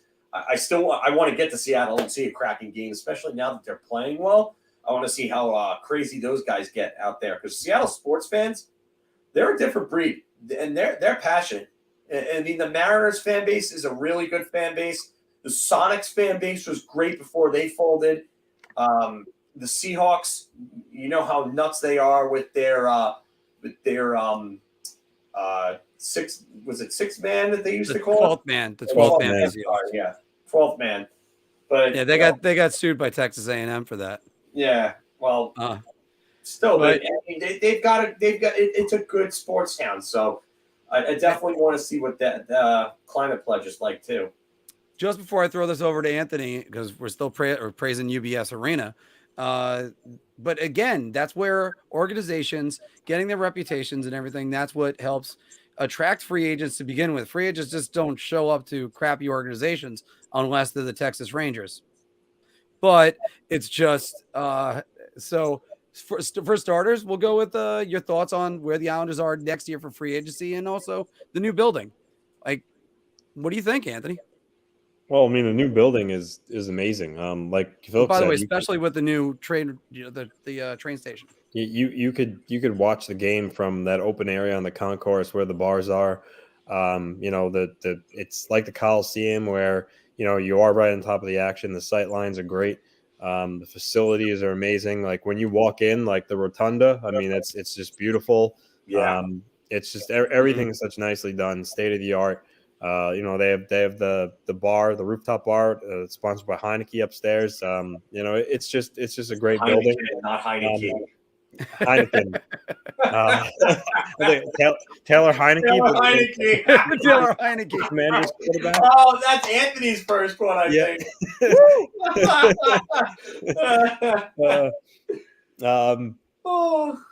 But as for like the free agents itself, like the Islanders, the way their team is constructed right now, at the forward position at least, they don't have many contracts at forward coming off. I mean, you have like Zach Parise, which honestly I wouldn't mind bringing him back on another 1-year deal. He's for $750K, he's providing great value. But other than him, really every other forward is still on the contract. I mean, Oliver Wahlstrom, yeah, he's an RFA, so he's gonna be re-signed. So to upgrade their forward position, Mark, through free agency, it likely won't happen. I still think their path on changing the makeup of their forward group is through trades. Off the top of my head, I mean, I think that's just still Lou's philosophy, though. But I mean, if the Islanders really wanted to attract somebody, although this was the year they could have proved it, I just don't think that's what Lou wants to do. I think the Islanders are an organization that can actually attract a big name free agent, and once they get that guy, then the second one comes right after that. I mean, yeah. Again, though, for Lou. I think in the past he has wanted to go for free agents. Obviously, he tried to keep Tavares. He was the bridesmaid on Artemi Panarin. So it's not that he doesn't go for them. He's not going to go out and overpay for a guy just for the sake of doing it. If it fits the team and the player is right, he would do it. We heard the whole Johnny Gaudreau thing when he came to the Island. Gaudreau said afterwards, like, I didn't even talk to the Islanders during free agency, which was weird based on everything like some of the insiders said. But that just proves, that just proves that's true. Even though a big guy was out there, Lou didn't go for him. One, because of cap space, and two, because of whatever philosophy he has. But again, I see for him more so trade for the guy that you want and then re-sign him. That's why, honestly, I think Bo Horvat makes sense for them, even though he's a center, not a wing. He's a Lou guy because he's a captain, a leader, which Lou loves those type of guys. He's not just an offensive player. He can play in all areas of the ice. Once again, a Lou trait.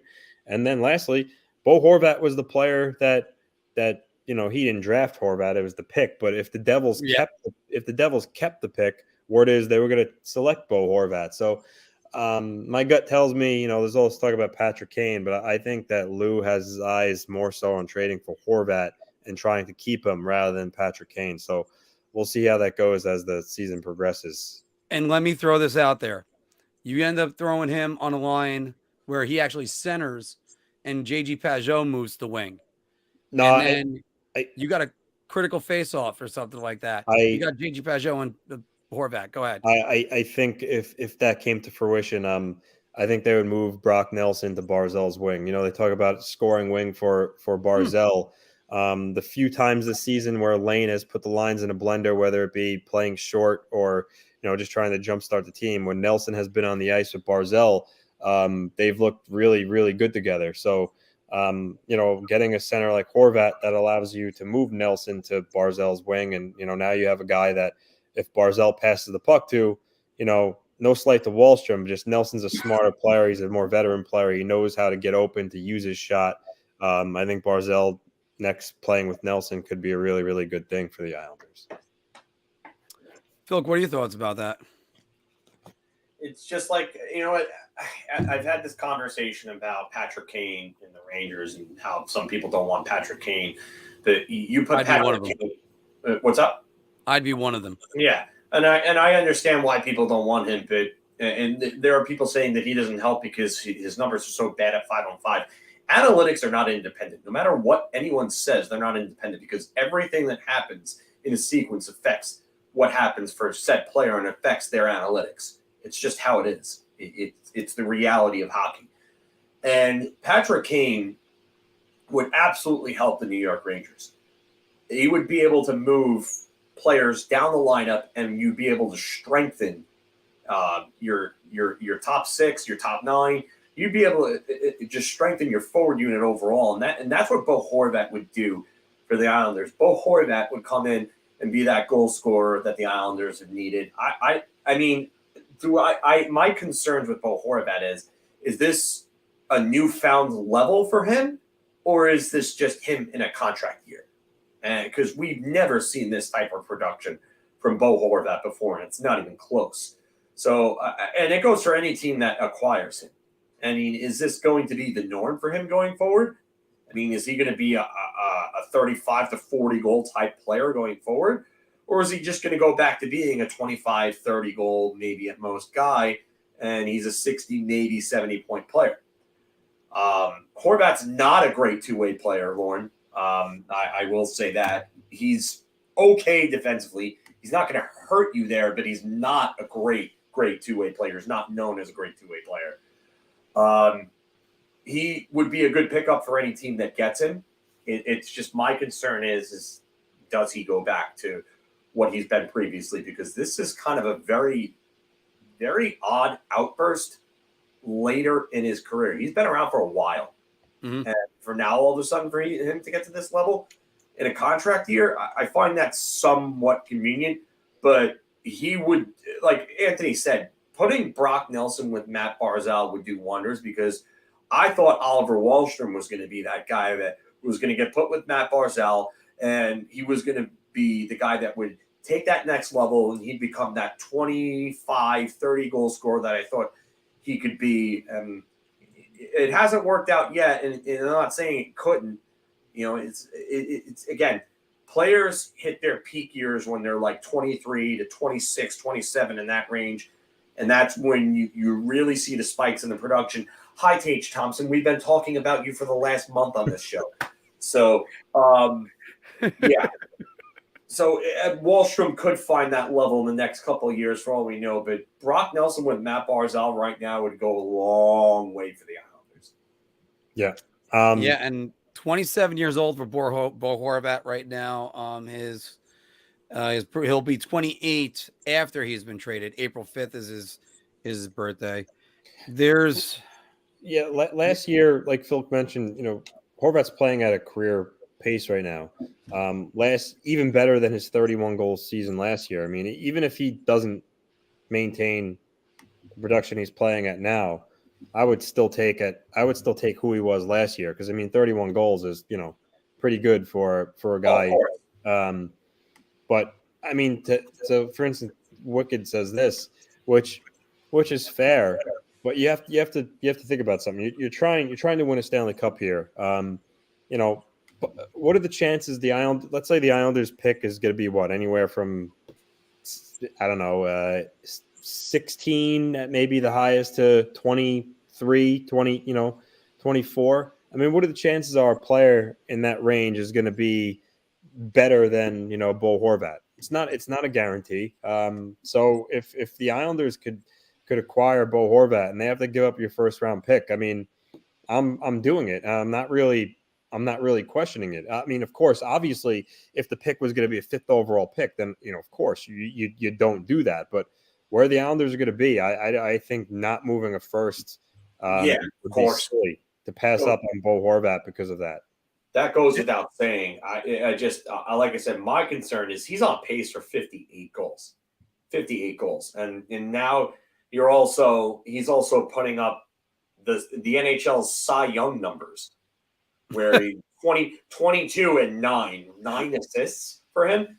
And then that's a guy who's had assists. And 9 assists as a center. That's a weird thing. Yeah, that's a weird number to Yeah. have as a center, especially when you've had seasons of 32, 34, 31 assists.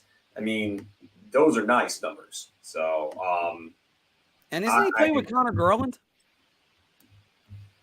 Vancouver, you know what? That's one of the teams that I have just not been able to watch a ton of this year.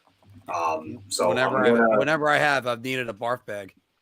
So I can't believe it. How dreadful they've been. He's playing right now with Brock Besser and Ilya Mikheyev. Okay. So that was their last lineup against St. Louis on the 19th. Then he played with Connor Garland and Curtis Lazar game before that. Then JT Miller and Curtis Lazar. Then Nils Höglander and JT Miller. It looks like Vancouver's line situation has been pretty fluid lately. Let's have Anthony answer this one, though, because it's a good question. Yeah, I think it's a little bit of a mixed bag there. Like for instance, you look at some games they play, and they look like they're fully acclimated to Lambert's system, but then sometimes I think they get stuck in between that middle ground where they kind of blend the two systems a little bit, and they get caught running around their own ice, like that Blues game, giving up, being loose on your stick through the slot, and being, not back checking hard enough and leaving guys way open in open spaces. Yeah, that was weird. The thing is, this year Lambert has given the defense more of a green light to get up in the play and jump up in the play. And I think sometimes they're still working out those kinks of when to go and when not to go. So I think as the year goes on, I think they'll be a little more smooth in terms of not having such hiccups. Because again, the game against the Coyotes that they lost, like giving up the chances they did against the Coyotes and ultimately losing to them, is not something that you normally see with this Islander team. So I think there's still an adjustment period. Even 2 months into the season, I still think they're kind of working out the kinks. But overall, though, even with someone who's not really a hockey, mega mind, if you will, can see that they play a much more up-tempo system than they did last year under Barry Trotz. Now, before I get to Matt's comment, Phil, because I think I do want to highlight that one in a second. Yeah, I do have to also mention that the effort, I was trying to find some way to joke around about this, but it really wasn't a joking matter. The effort of Alexander Romanov blocking that shot that he took, that had to go off the cup, guys. If it wasn't off the cup, it was just like in the area that's not protected right there. Like, I mean, I said on the rundown, Anthony took it off, but they should retire his number for putting in that much effort. You talking about the one that then went in the net? It went in the net. Yeah. Now that makes it so much worse. The fact that he still blocked it and it went in made him feel all that much more worse, for sure. Yeah, because I mean, have you guys had the unfortunate moment of taking a shot off the cup? A long time ago, playing ice hockey, I deflected a puck off my shaft, no pun intended. But actually, then after it hit my shaft, it kind of went under me and hit me in the cup. Phil, how about you? I had the same exact type of thing happen. So there was a guy. It was actually just in a pickup roller hockey game. We weren't really wearing any like equipment or anything like that. Oh no! And he went to go make a pass across, and I went straight at it, stick out straight like that, and it hit the blade of my stick, rode up the shaft, and then hit me just straight in the nuts, and I felt like I was going to throw up. That did not feel good. I always hung around the front of the net. I emulated Adam Graves with everything I ever tried to do, and I took 2 of them square right off the cup. And in both instances, my adrenaline blocked my pain until either the goalie covered it or the puck went out of the zone. And in both instances, I fell down like I was being tortured in Guantanamo Bay. It was the worst pain I've ever felt in my life. Oof. Like, no it way. was, and as a matter of fact, one of my friends referred to my screams as a walrus mating call. So, all right, but Phil, let's highlight Matt's, because the first thing I got to say with this, and for anybody listening on audio, if the Rangers were to get Patrick Kane, they could, the top 9 could look like Kane, Mika, Panarin, Laffy, Kakko, and Hedel, and Kreider, Trocheck, Kravtsov. How are you getting Kane and keeping literally all of these players? I mean, Thank you. That's my first guess. Because I mean, if you're trading and you're getting Kane, one of the Lafreniere or Kakko or both are gone. I don't think that's going to be the no, case. not both. One of those guys might be gone, but I don't think. Let's see how stupid the Rangers get. Are going. That's just no. And I don't think there's going to be a big market for Kane. I really don't. I think the list of teams that he's going to approve a trade to is going to be very small. And I think Chicago might not get as much for him as they would like to. Just because not only that, but the salary cap is really going to make things harder on teams to get this deal done. So, I mean, this is a good point. He helps stretch the depth throughout the lineup. But also I look at that depth, Phil, and that's no depth. All your top line, you're creating a super line, and then it's basically hold on to the other lines. I mean, I think Trocheck and Panarin moves everybody down. So yeah, I think the Blackhawks. I think they know that they're not going to get Lafreniere, and they're probably not going to get Kakko either. I think if they could work out a trade, I'm pretty sure the Blackhawks would want Philip Hedel because he's still young. I don't think they're going to move Hedel. I really don't think they're going to move Hedel now. No, I don't. I mean, I don't think they should. I just think that's who Chicago would ask for. Also for salary purposes too. He makes 2.3 million. The Rangers would need to send a little bit of salary back the other way. So I think he would be the guy that the Blackhawks would have their eyes on. The Blackhawks are targeting one guy in that trade, and I think it's Brennan Ottman. Yeah, I think that's the one that they really want to target in that trade. I really do think that his name is going to be at the top of the demand list if they're talking trade for Kane. But I really like this comment right here. Lots of crazy talk right now that GMs are passing up on Matvei Michkov because of the possible wait until 2025 because of his commitment to his Russian team. I doubt he falls out of the top 5. I doubt he. Oh my God, if he does, no way. Michkov is not going to fall that far. I really don't think so. I think he's just too good of a talent. The only thing I'll say is that Michkov just got loaned to HC Sochi from SKA because they just couldn't get him ice time in the bottom 6. A lot of teams tend to put younger kids in their bottom 6s in the KHL because they won't give them the ice time over the veterans. They're really stringent with that there, unless you're a wonderkind like Ovechkin, where after your first year you end up getting the ice time, or even Datsuk after his first year ended up getting it. But Michkov was dominating the VHL, which is basically like their junior level there. And there's just no ice time for him on SKA. So let's see what he does with HC Sochi, because that's going to be big.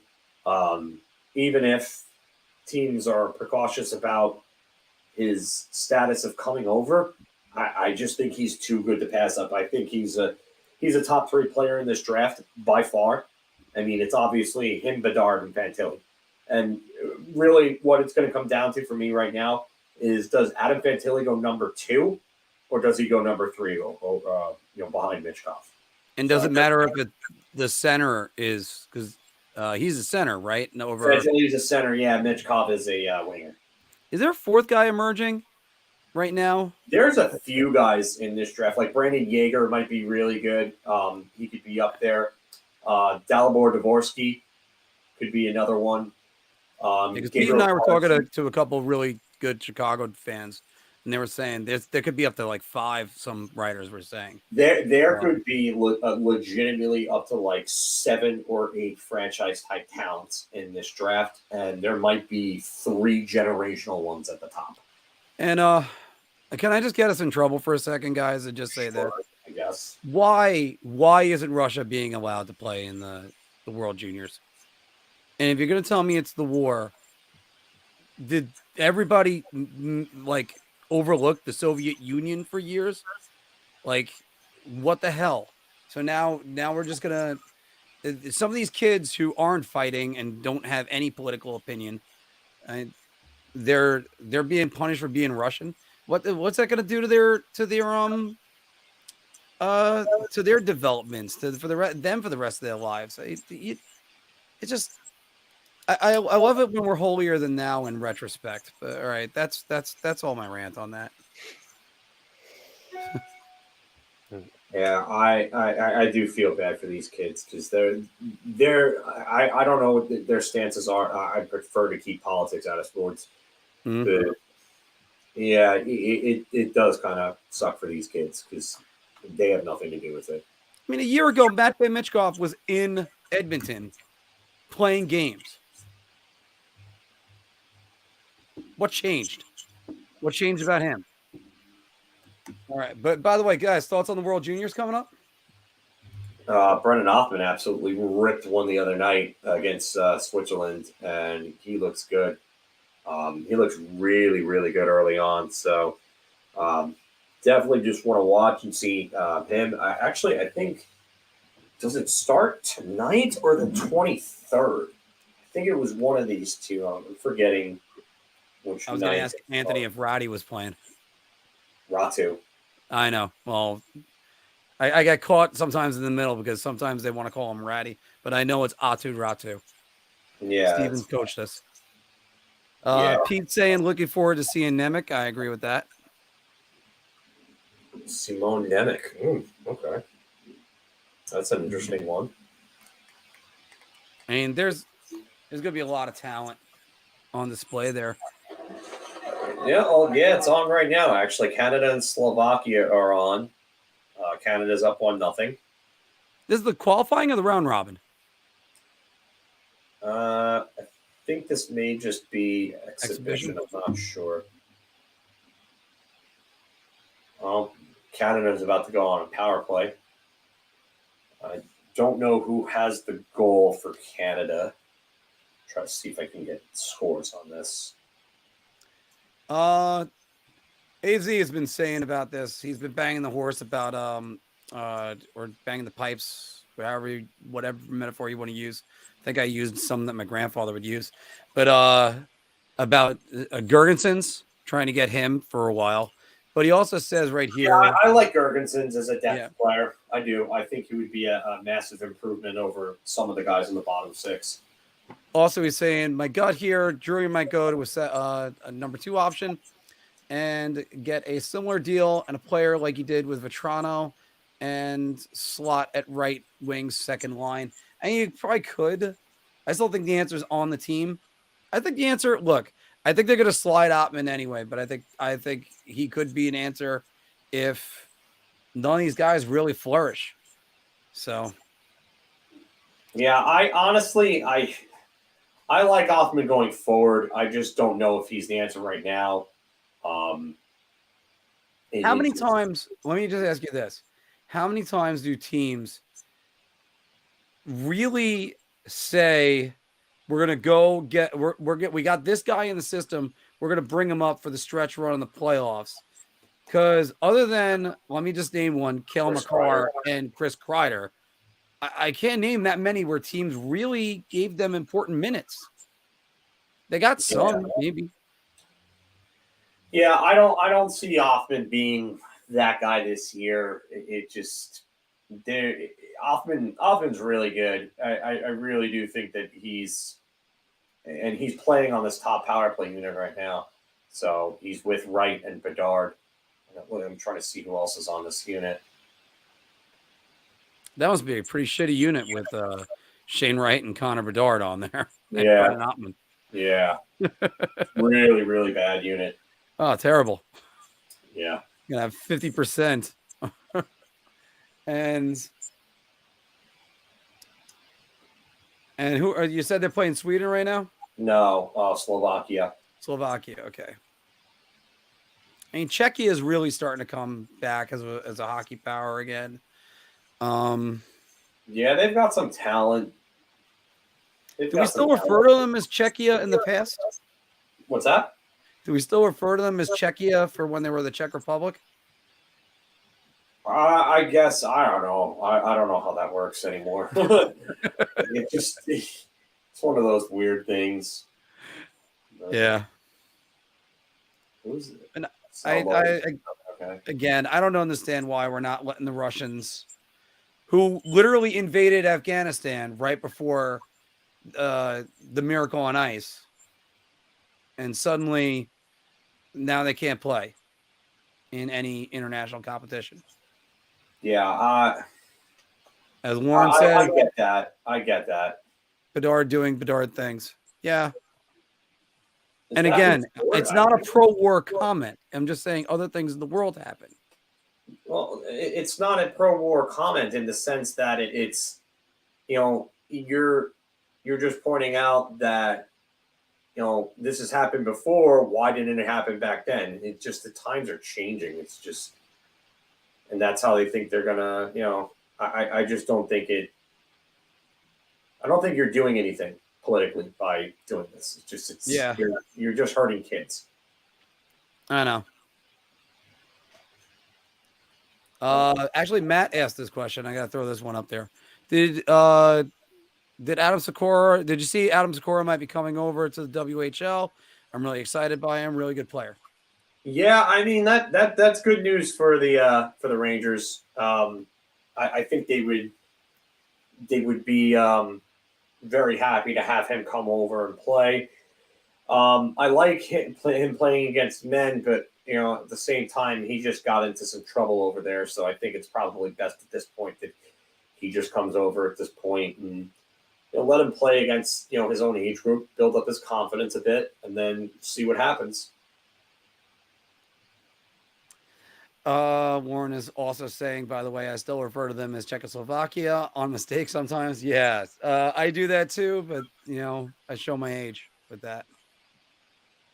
Yeah, I mean, somebody actually guessed I was older than what I was. Soviet Union. Ooh. All right, Anthony's got a who says no. Gold Caulfield, Nick Suzuki, and a first-round pick for Tage Thompson and Jack Quinn. Who says no? Buffalo, easily.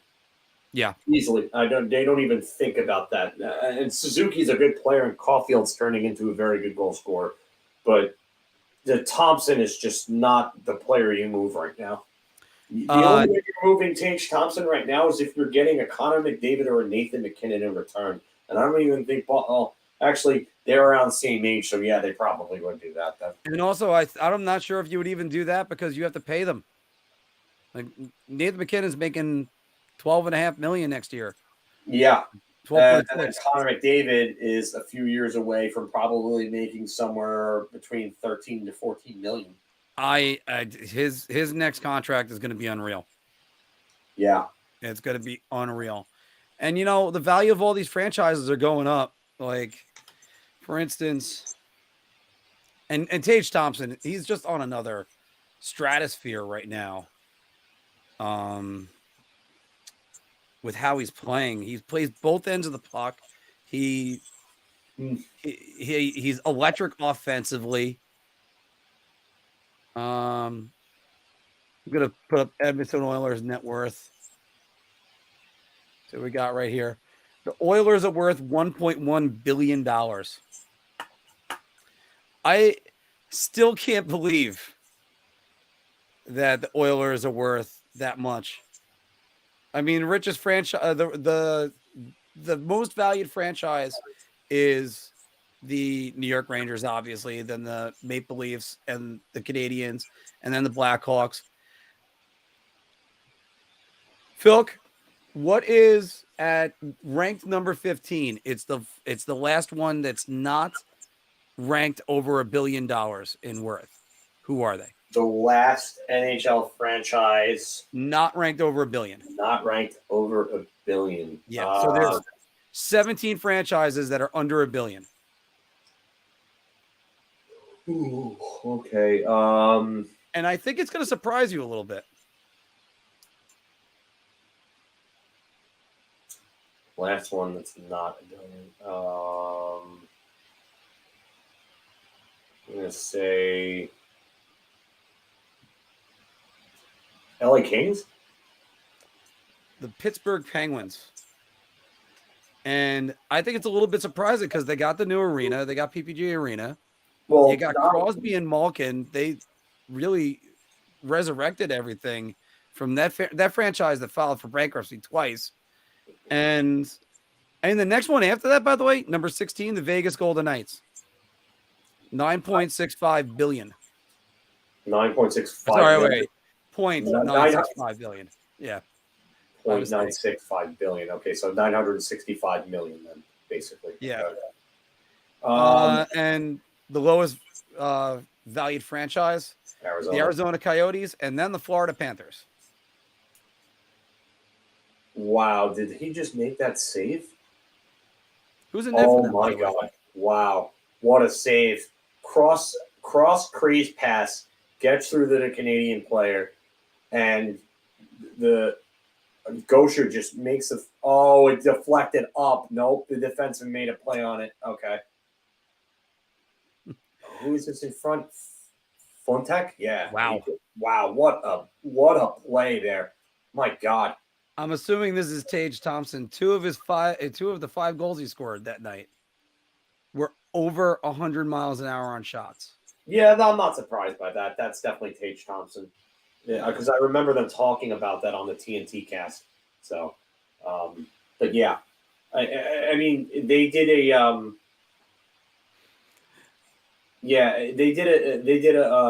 like a comparison to like Mario Lemieux, and I've seen Lemieux comparisons and whatnot, and just like I get it. Like you don't want to say anything because obviously Lemieux is a friggin' top 5 player of all time.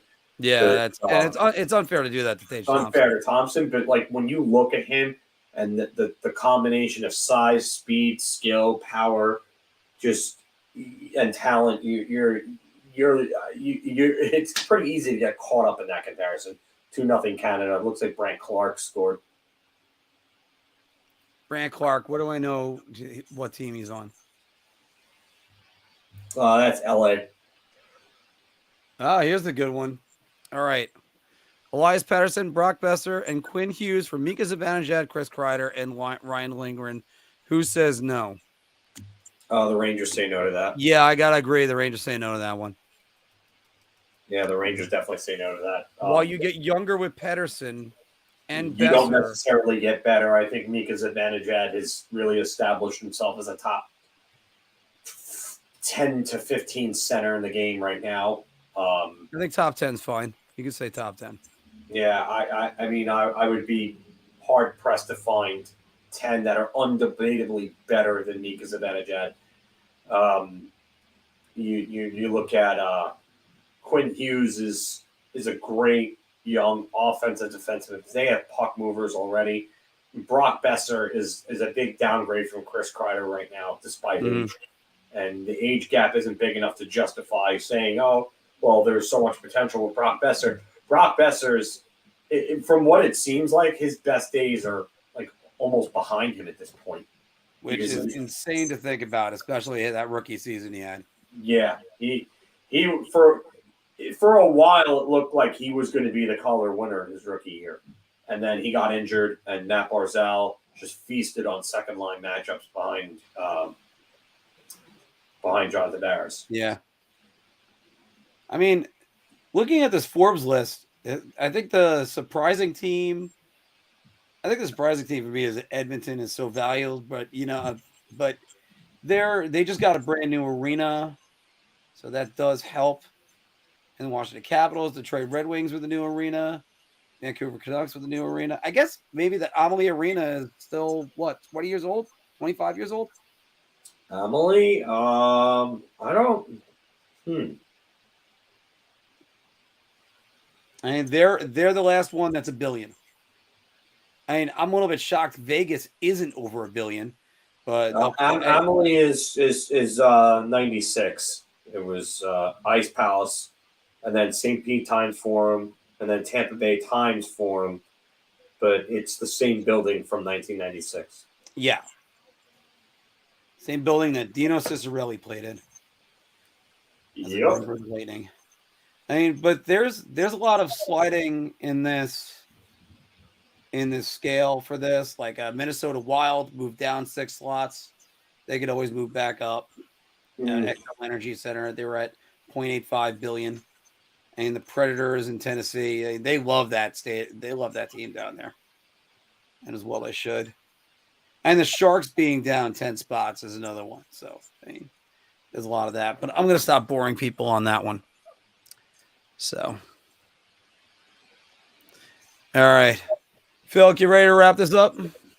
Yeah. I want to go eat and then, watch now 3-0 Canada. But I want to watch this and put the audio back on. So. Yeah. Yeah. No, I'd like to do some of that as well. Get on. Because I gotta do the uploads for this. Guys, it is always a pleasure for everybody to be with us for these. We love coming on for it, and music can get us on here. It again, every single week we always try to do as much coverage as we can for you guys. I actually got a couple videos that I'm in the works on, and I gotta get the opinions from these guys for help. But there's other stuff we got going on. And again, it is Christmas time. This is my old Christmas stocking from when I was a kid. My mom made it. So it's basically the only Christmas decoration that I put up. Phil, what do you got for tomorrow night and the next 3 days? You got any plans for Christmas? Yeah, I'm going to see family. What about you? Unfortunately, all mine's out of state. I could have possibly seen my aunt and my cousins, but instead I'm gonna just work it. So if you got nothing, I'm gonna be at Boss Croakers starting Friday all the way through the new year. And, you're gonna be there on except Christmas next Day. Wednesday. I got. Wait. You're gonna be on Christmas Day? Yeah, Christmas Day we're open 8 to 6. Oh, sorry, 8 to 4. I mean. 8 a.m. to 4 p.m. No, p.m. 8 p.m. to 4 a.m. That's well, I guess I don't know. Yeah, I've done it for 13 years, so it's all right. All right. And usually it's a good night. All right, everybody, have a great Merry Christmas, a Happy Hanukkah, and a great holiday. And who knows, you might be hearing more from us tomorrow night. Rangers Islanders, geesh, it is going to be. I think that's a huge game. That's a 4-point game, Phil. Yeah, I said it. Yeah. All right, everybody. Thank you very much. And again, Merry Christmas.